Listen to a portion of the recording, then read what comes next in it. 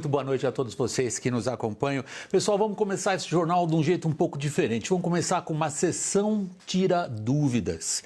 Para isso, nós convidamos um dos personagens políticos mais importantes do Brasil no momento. Trata-se do presidente da Câmara dos Deputados, Rodrigo Maia.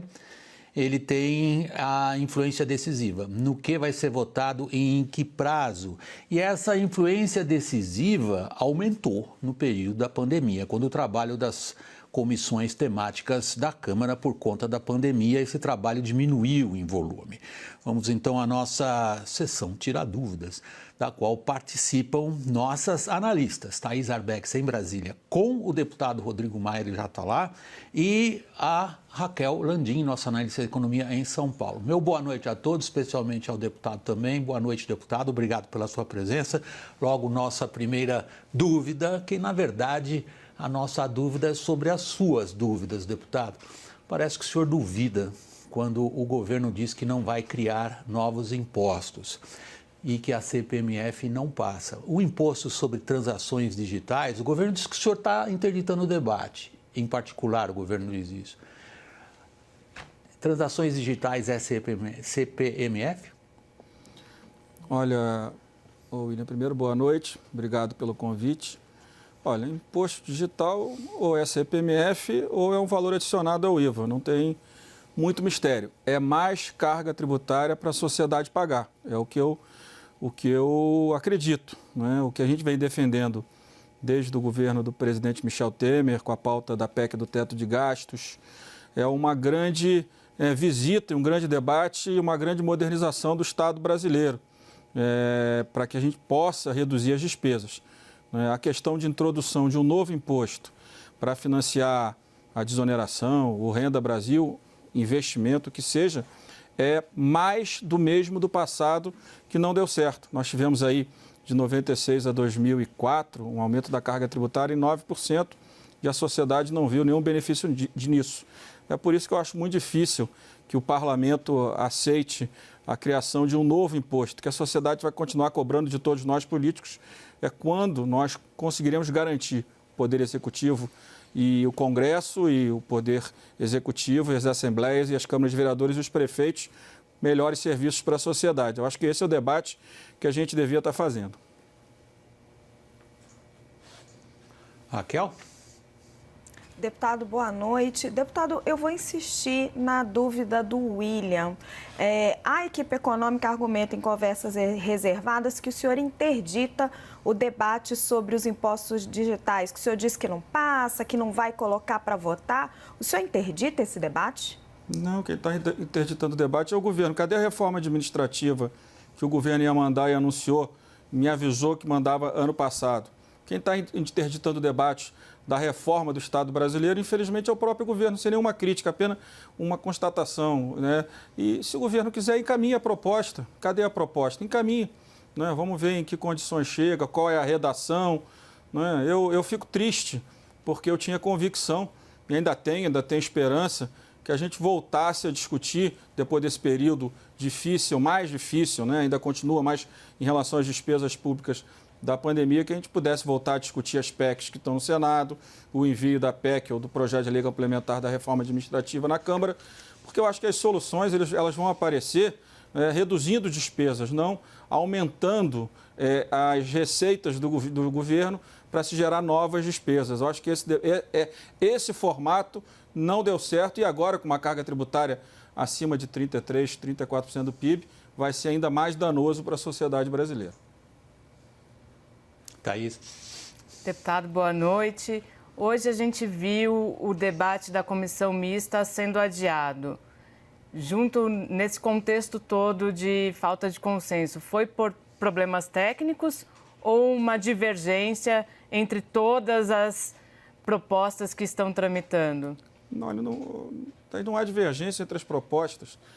A PEC 45, a PEC 110 e o projeto de lei do governo, eles tratam do mesmo conteúdo. Claro que as PECs, incluindo estados e municípios, e o governo federal tratando apenas do PIS e COFINS, que são impostos federais, mas com o mesmo objetivo, né? A construção de um imposto, né, que modifique a tributação do governo e caminhe para o IVA. No caso do governo federal, um IVA federal. No caso das propostas que estão no Congresso, um IVA nacional, que eu acho muito melhor. Mas não tem nenhum problema da questão do mérito. Se o governo não tivesse encaminhado um projeto de lei com esse mérito, eu diria, pode ter divergência. O governo não quer discutir o IVA. O governo quer discutir o IVA, tanto que o governo encaminhou a proposta. O governo quer discutir algo além disso. Isso é outra coisa. Então não há divergência no mérito. O que há ainda, a organização, hoje tivemos várias reuniões com o senador Roberto e o Aguinaldo. Eu tive algumas reuniões com o Aguinaldo, fomos num evento pela manhã para discutir a reforma tributária. As coisas estão caminhando. O importante é que a gente consiga comunicar com a sociedade e com os parlamentares o que significa o novo IVA que nós queremos aprovar no Congresso Nacional.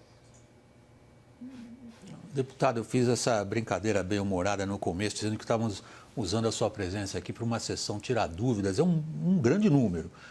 Agora, em relação à Lava Jato, quando é que o senhor pensa em se manifestar sobre um pedido de instauração de uma CPI sobre a Lava Jato? Esse pedido já tem 176 assinaturas. O senhor concorda com as afirmações do Procurador-Geral da República que a Lava Jato precisa encontrar novos rumos? Olha, eu acho que o doutor Aras já disse isso durante a semana. Eu acho que o doutor Aras tem razão, tem muito mais informações que cada um de nós. Agora, qualquer decisão que seja de investigação em outro poder, a decisão tem que ser tomada com muito cuidado. Não é simples você deferir uma CPI contra o Poder Judiciário ou contra o próprio Ministério Público. Então, essas questões a gente tem que tomar muito cuidado. Eu acho que o doutor Aras está fazendo o trabalho que considera relevante. O Conselho Nacional do Ministério Público parece que vai atuar. Eu acho que os órgãos de controle do próprio Poder Judiciário ou do próprio Ministério Público, eles precisam funcionar. É isso que nos dará mais tranquilidade, muito mais do que nós deferirmos uma CPI para investigar um outro poder dentro do Congresso Nacional. Quebrar um pouquinho a ordem, Thaís. Deputado, o senhor disse que parece que os procuradores não gostam de ser investigados. Na sua avaliação, o senhor acha que falta fiscalização? Eles deveriam ser mais investigados pelos políticos?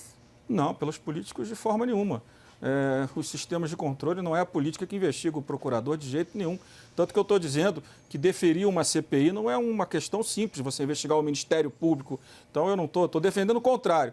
O que eu estou dizendo é que me parece estranho quando o procurador-geral, que é o chefe de todas as procuradorias federais nos estados, ele tem um conflito porque ele quer ter informação do que está acontecendo. Eu, claro que não conheço o regimento interno do Ministério Público, mas me parece estranho que a figura do procurador-geral ele não tenha condições de coordenar, de controlar e de avaliar, né, o trabalho dos procuradores. É essa crítica que eu faço, mas eu acho que essa solução precisa ser dada dentro do Ministério Público, dentro do Conselho Nacional do Ministério Público, não na política. Eu acho que a política precisa aprovar leis, fiscalizar os outros poderes, claro, mas nunca da forma como alguns gostariam que o Congresso fizesse.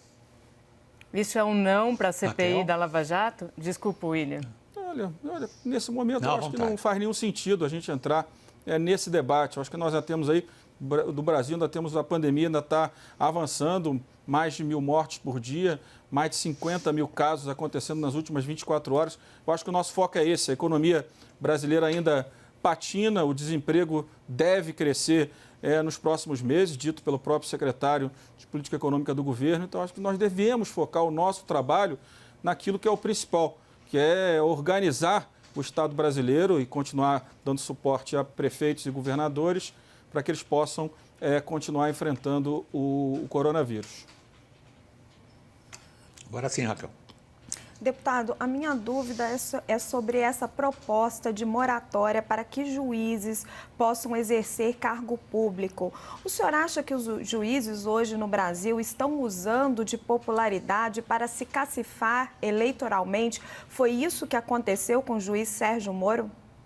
Não, o ministro Sérgio Moro ele saiu do judiciário e veio para a política. Eu não acho que o ex-ministro Sérgio Moro será atingido pela lei. Bem, eu não pretendo votar nenhuma lei, se a Câmara decidir votar, que prejudique uma pessoa que já deixou o judiciário, já tomou sua decisão de participar do processo político, não sei se como candidato ou não. Então, não acredito que ele esteja entre essas figuras. Agora, é claro que muitas vezes, não apenas no judiciário, mas em outras corporações públicas, tem se usado, sim, o Estado como trampolim para projetos pessoais e principalmente projetos eleitorais. Deputado, vamos trocar agora de assunto e ir para um fato político relevante. O seu partido, o DEM e o MDB, são dois dos partidos mais tradicionais na política brasileira. Eles assinalaram o que consideram um desejo de independência, de autonomia, deixaram isso que a gente convencionou chamar de blocão, de centrão. Nós sabemos que está em jogo a sucessão do seu cargo. Como eu ressaltei no começo do jornal, é um dos cargos mais importantes da República pela importância, pela decisão que o senhor toma sobre votações e o ritmo delas. Em que medida essa, vou usar este vocabulário, não sei se o senhor se associa, que essa dissolução do blocão atrapalha o andamento de reformas? Olha, William, acho que está tendo uma grande confusão, né? Eu já disse isso no início da semana, soltei uma nota. Os blocos, eu vou ser rápido, porque eu acho que isso não é a agenda mais importante aqui do nosso debate. Os blocos, todo início de ano, são constituídos para a formação das posições na Comissão Mista de Orçamento, né? A escolha do presidente, do relator, dos subrelatores, tudo isso depende do peso de cada bancada em relação ao todo, da proporcionalidade da representação partidária na Câmara e no Senado. Por isso que os blocos são constituídos. E são rapidamente desconstituídos, né? Desfeitos. Só que com a pandemia, a data declarada pelo presidente do Congresso para a formação da Comissão de Orçamento, para essa proporcionalidade valer, foi atrasada, ninguém tratou disso. E logo em seguida, quando o presidente do Congresso disse que a data já tinha passado, então a data desses blocos para garantir essas posições, o PMDB e o DEM saíram. Acho que não tem nada disso. Hoje tive uma longa conversa com o líder Arthur Lira, dizendo que nós precisamos estar unidos na votação das reformas, na reforma tributária e tantos outros projetos importantes, que eu não vou misturar esses temas, nem o meu partido. Aí falo pelo DEM. O DEM, de forma nenhuma, vai misturar os temas e vai trabalhar para enfraquecer nenhum líder, muito menos o líder Arthur Lira, que é um dos principais líderes que nós temos na Câmara de Deputados. Deputado, só um segundinho. Eu estou sendo avisado se o Fernando Mulica do Rio consegue entrar na nossa transmissão ou não. Nós tínhamos um pouquinho de problema. Ótimo. Então, eu queria passar a palavra, a oportunidade agora ao Fernando Mulica, nosso analista de política no Rio de Janeiro, de também participar aqui dessa sessão. Tira dúvidas, Mulica, contigo. Deputado, boa noite.